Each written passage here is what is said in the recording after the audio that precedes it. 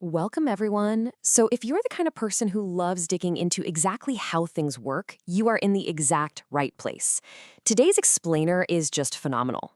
We are setting the stage for a high stakes, absolute David versus Goliath battle. In one corner, we have the grueling, hyper precise world of traditional visual effects. And in the other corner, we've got the lightning fast, highly disruptive powerhouse of generative artificial intelligence. Which method actually reigns supreme when you're trying to create a cinematic masterpiece? Well, let's find out. To really get what this battle is about, we need a little context. And that context boils down to a single number: 7. You see, 30 years ago, when the original Toy Story came out, it was an absolute marvel of computer animation. But making it was a massive, massive undertaking. Back then, it took exactly 7 hours to render just a single frame of that movie. Think about that. 7 hours for just a tiny fraction of a second of footage.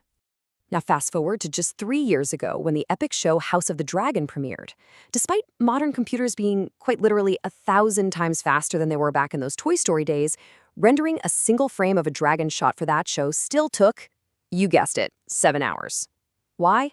Well, because the sheer complexity and the absolute physical accuracy demanded by modern visual effects simply eats up all of that extra computing power.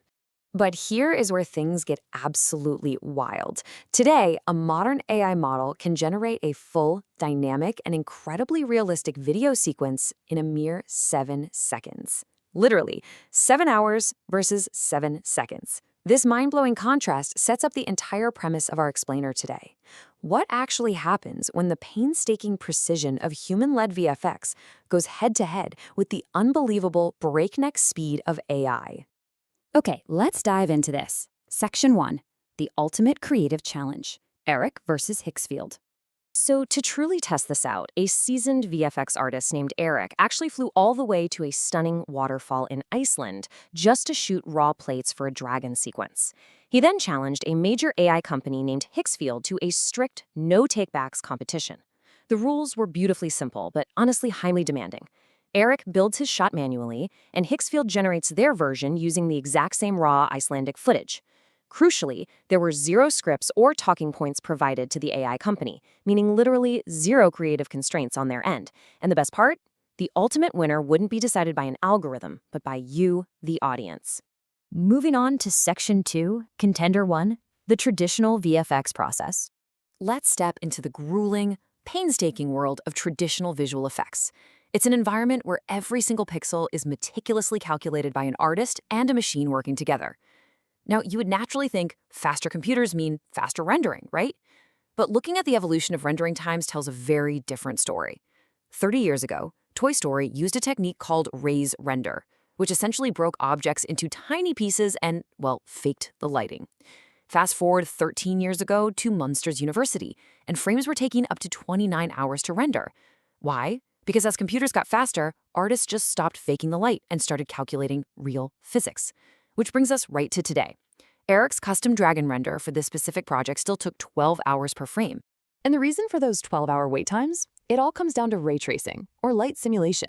This is a rendering technique that bounces millions of virtual light rays around a 3D scene to calculate physically accurate interactions, shadows, and reflections. It behaves exactly like real life. This incredibly computationally heavy light simulation is the exact reason why traditional rendering takes so incredibly long compared to AI. You are literally forcing a computer to simulate reality photon by photon. But traditional VFX isn't just sitting around waiting for computers. It's intense, on-the-fly problem solving. Eric had this incredible drone shot of the Icelandic waterfall, but the drone had actually flown backward.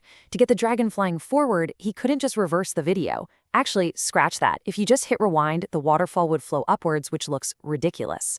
So he had to invent a super complex fix. He had to track the footage, stabilize the shot, painstakingly rotoscope or cut out the waterfall, reverse the waterfall's timing independently, and then invert the stabilization to put the camera motion back in. It's like a giant puzzle, a masterful, multi-step workflow that turns a tricky reality into a perfect visual story.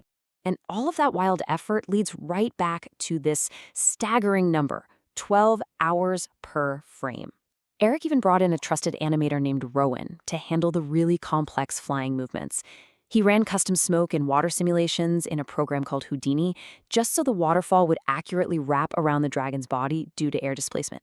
It's crazy detailed. But after all that intense manual labor and overnight renders, Contender 1 was finally ready. All right, Section 3, Contender 2, the AI generation process. So, how in the world does Higgsfield plan to cackle that exact same raw Icelandic footage, fix the backward waterfall, and integrate a believable dragon, all in a matter of seconds instead of hours?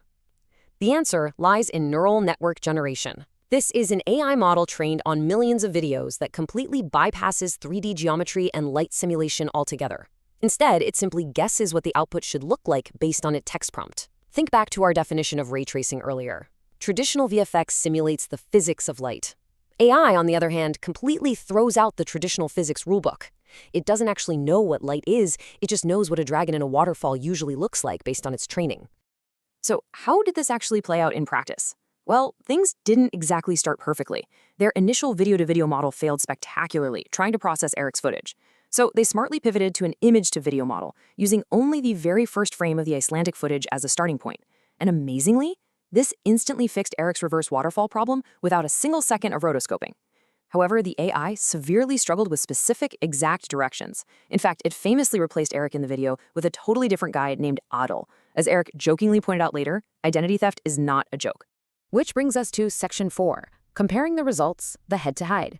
And this brilliantly illustrates the current state of both mediums. With both processes complete, placing these outputs side by side is so revealing. Traditional VFX delivered perfect physical consistency, exact creative control of the camera, and seamless, realistic integration with the waterfall. The AI generation, on the other hand, had that incredible rapid generation speed we talked about. It surprisingly nailed some really cool falling motion and honestly impressive water interaction. But man, it suffered from massive, severe inconsistencies. From frame to frame, the dragon's proportions were just goofy, looking like a giant, terrifying behemoth one second and a tiny little falcon the next. When the creators actually sat down to judge the two versions, the verdict felt pretty clear-cut. The reaction was, the inconsistency definitely ruined it. I guess VFX wins. Because AI couldn't strictly adhere to the physical reality of the Icelandic footage Eric provided, traditional VFX appeared to have definitively won this heavyweight bout. The human artist maintained the absolute creative control necessary to tell a cohesive visual story. But hold on, Section 5, the final twist, the surprise AI masterpiece.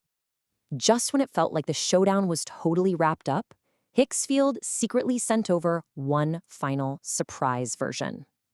For this cut, they completely abandoned Eric's raw Icelandic footage. They didn't try to match his location, they didn't try to match his camera angles, they just used the Canis 2.5 model to generate a brand new dragon video entirely from scratch. And the result?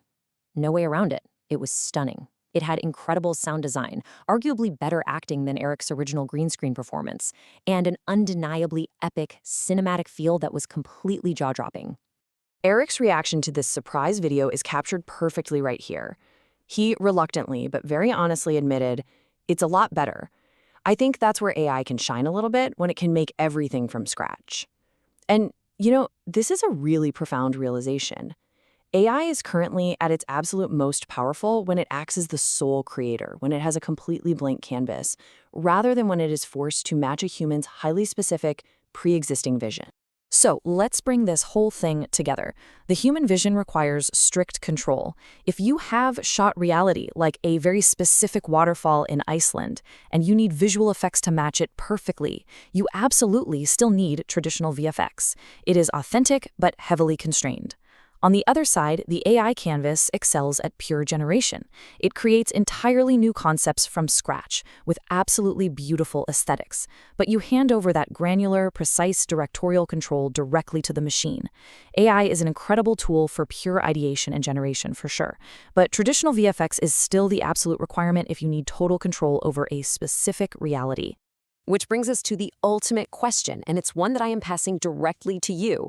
Does absolute creative control matter more than generative speed and visual spectacle? Under the original rules of our competition, Eric provided the plates and the audience decides the victor. So between the meticulous 12-hour per-frame human control and the 7-second, breathtaking yet totally unpredictable machine generation, who do you think actually won? Think about that the next time you watch a movie. And until our next